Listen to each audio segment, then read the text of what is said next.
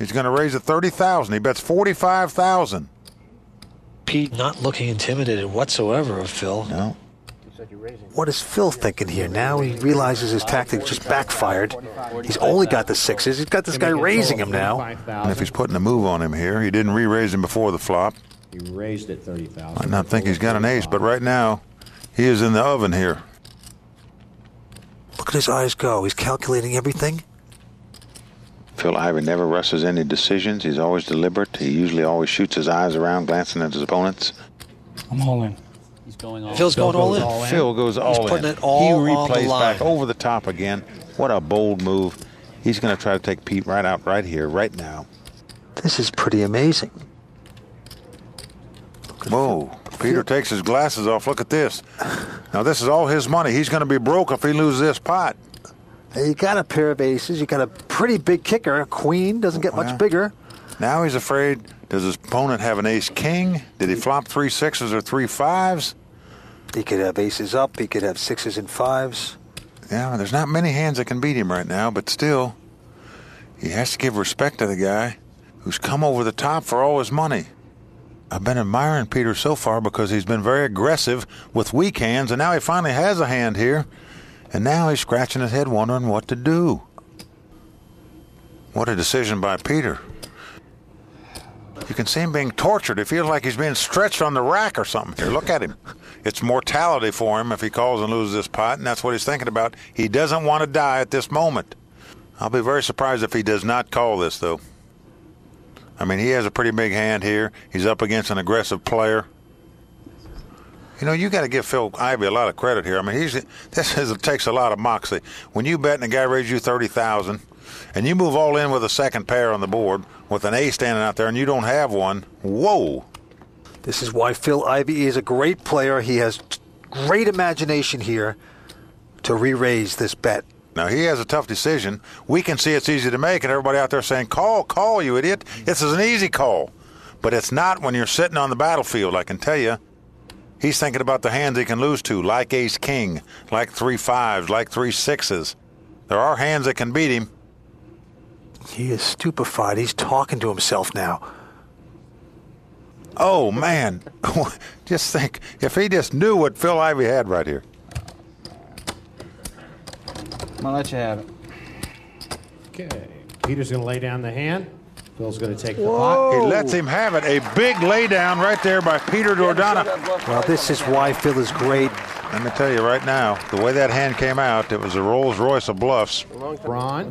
Pete seemed utterly intimidated by Phil there, laying down a superior hand. No, you're right, Mike, but that's because Phil at this point has what we call in poker a good table image. And our own Shona Hyatt is going to tell you a little bit more about table image. Your grandma told you you can't judge a book by its cover, but at a poker table, it's a whole lot more complex than that. Our next poker corner, table image.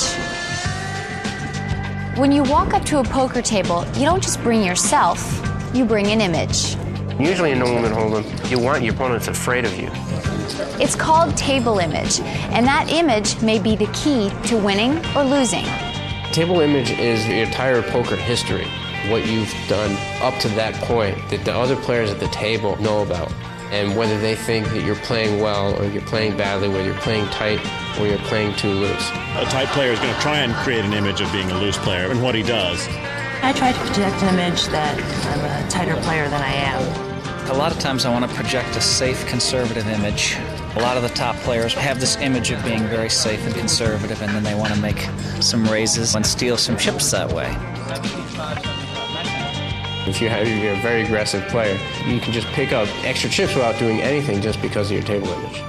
So if you want to be a poker star, just like in Hollywood, it's all about the image.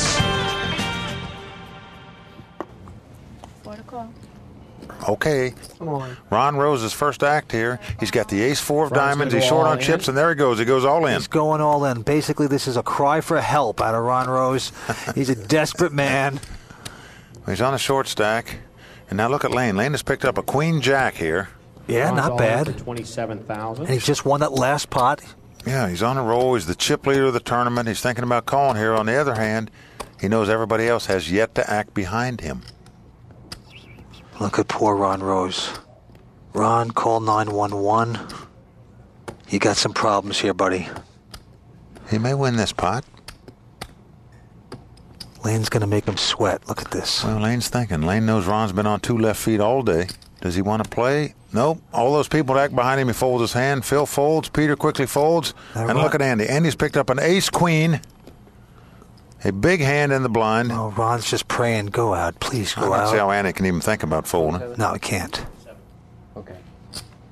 And he calls. Okay, this could be it for Ron Rose. Now Howard picks up a 3-10 offsuit. He's not going to call. He folds, and here to go. And this is going to be more heartache for Ron when he sees this hand. He doesn't want to flip his cards over, but he's going to have to. This is ace-4 of diamonds against ace-queen.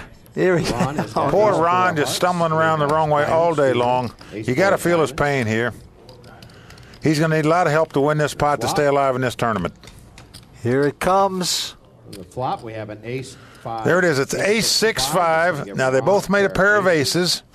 But the kicker, of course, for Andy is stronger. He has a queen kicker. Now, a 7 comes on the turn. Now, this gives Ron more outs. He can now win with a 3 or an 8 as well as a 4. He needs a 3, 4, and 8 or he's out of this tournament. 8, 4, 3, yes. And Not he is going to do it. Ron Rose is going to be our 6th-place finisher. I know he's feeling bad about both the way he played and the way everything worked out for him today. Well, he lost with aces, but he had a bad kicker, and that's going to kick him right out of this casino. Ron is going to... The man from my hometown, from Dayton, Ohio, Ron Rose, our 6th-place finisher. $44,500. So, Mike, we have lost our first player at the final table. Oh, you're right. Ron Rose hits the road, but we still have 5 players left competing for that massive payday and that seat in the World Poker Tour Championship event at the end of the season. So stay with us. We have lots more poker action coming up from Foxwoods at the World Poker Finals.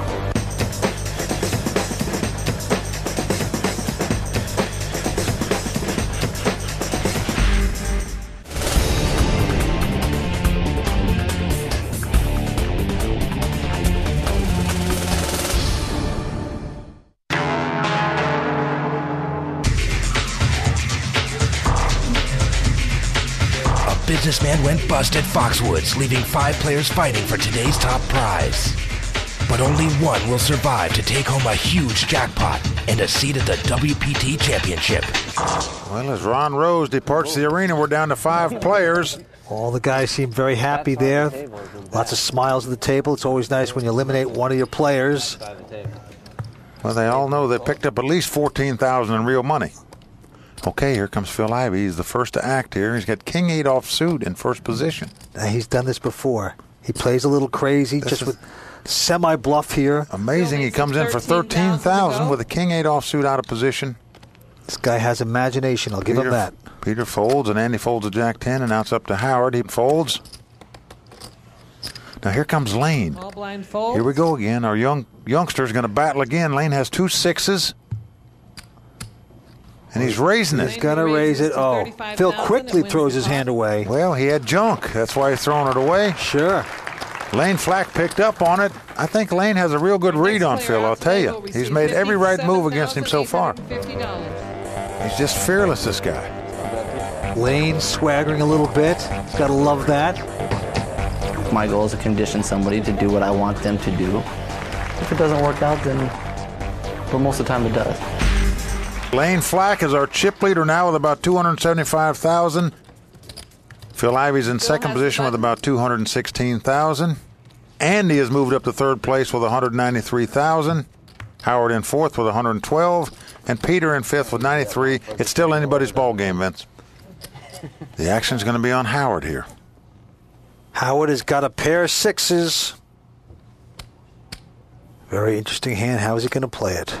He comes in for $12,000. Lane throws away the deuce 5. Phil throws away the queen 8. And now Peter has an ace jack.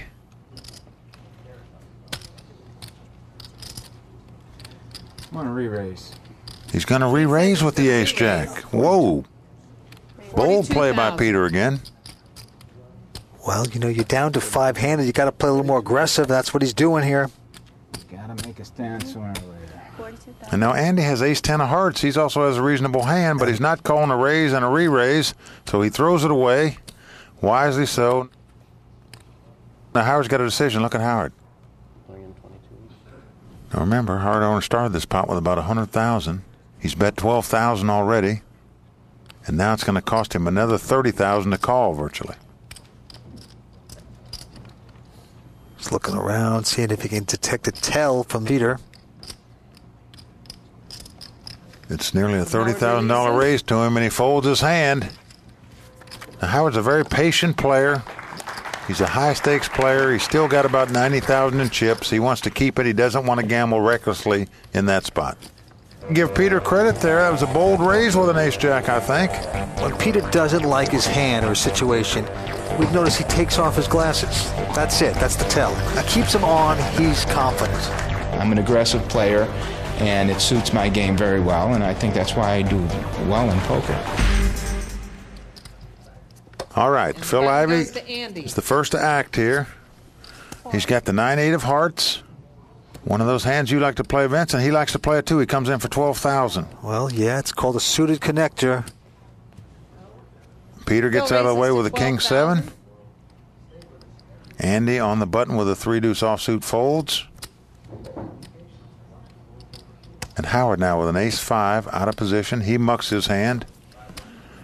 And here comes Lane.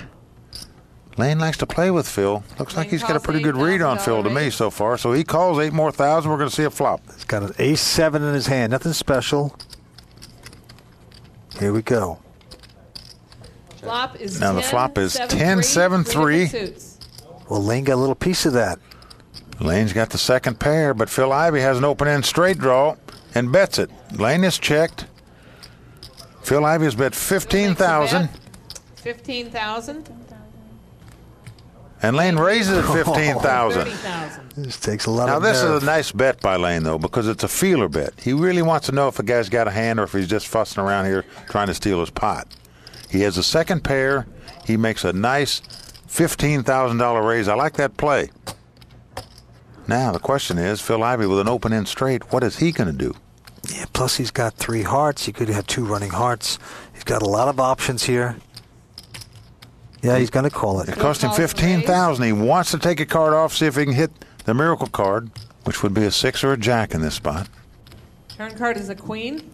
The queen comes off, and it's the queen of hearts. Yeah, so now he's got an open-end straight draw and 4 hearts. Now Lane checks here. So does Phil. Now notice Phil Ivey checks. He's got a straight flush draw, and he checks. Card is a jack. And the jack comes. He got lucky with it. He has made a straight here. What a huge card for Phil. He's made the straight. But here comes Lane. He's jumping in the bucket here. Lane bets 25,000. Lane bets 25,000. Look at this. Phil thinks it's happy days are here again.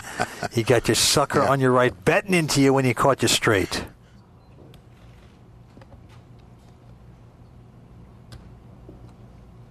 What to do, how to massage him. Do you try to break him? Well, remember, right now there's 125,000 or so sitting out in the pot. And Phil says, I'm all in. Phil Ivey has moved all in again. He's raised over the top. Whoa. This is a $250,000 raise Phil Ivey just made. Unbelievable. Phil Ivey has the heart of a lion, I'm telling you. This guy is not afraid to stick all his chips in the pot.